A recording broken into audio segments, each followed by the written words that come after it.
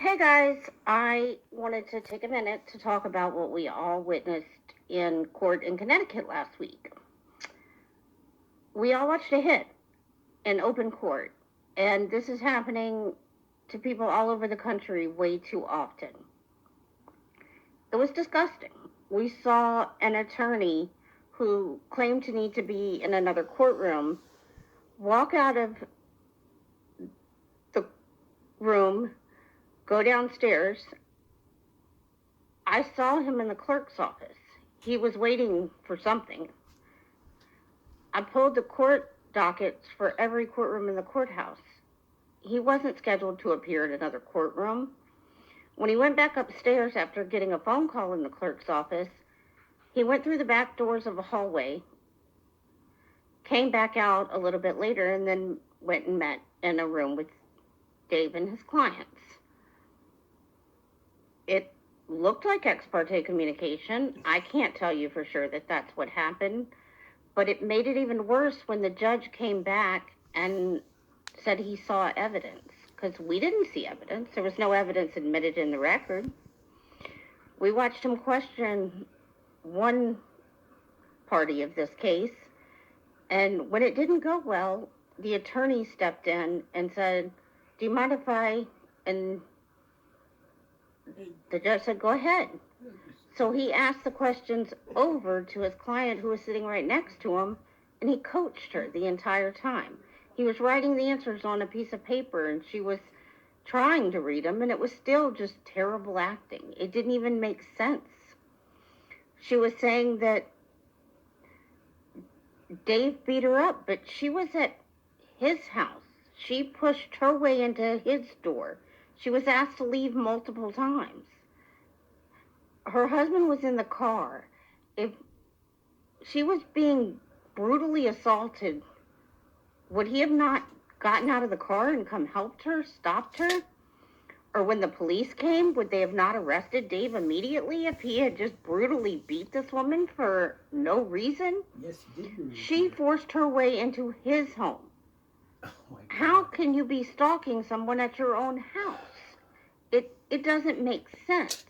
You don't make sense. Then it went on to where it was time for Dave to testify, and all of a sudden the judge says, "You may not want to testify because you have criminal charges pending, and it could hurt you in your criminal case."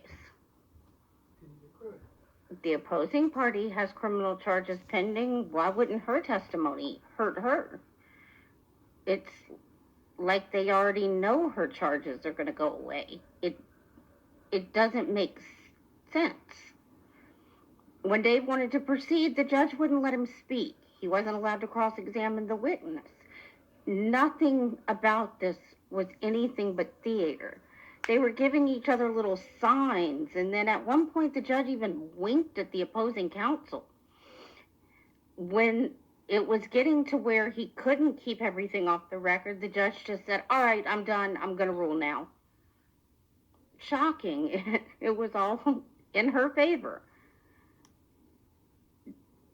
It was disgusting. And this should matter to not just me or Dave or people in the Warrior Project. This should matter to everyone.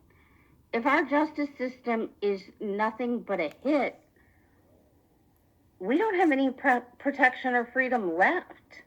They can shut down anything they don't like. It's horrible. I don't know how else to explain it. It's terrifying. Connecticut had an opportunity. They knew we were coming. We told them. We told them we were having a press conference.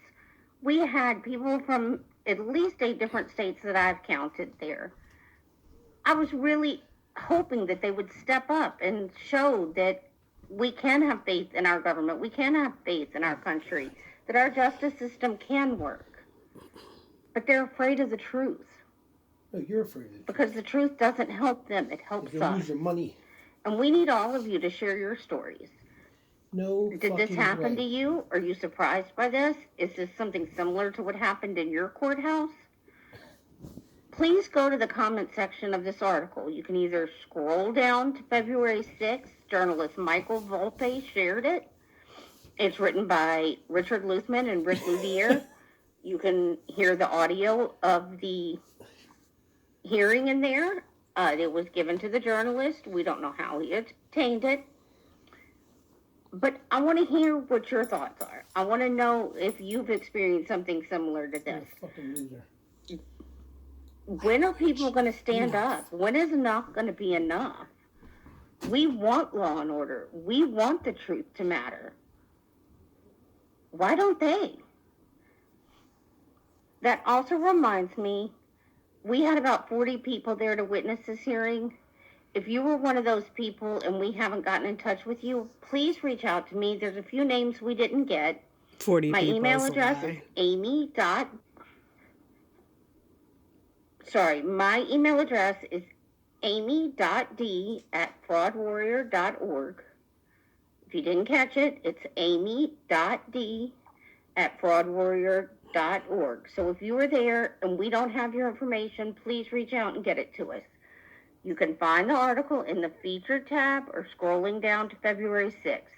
We want everybody to comment on that post so that when they come to look, because we know that they are, that they get the message loud and clear that everybody's watching. Thanks, guys. And that was Amy Jeter Duncan, who's paid by Dave Weigel. She is an employee. She was paid under the table. I don't know if she's on the books now, but she was paid under the table for a long time.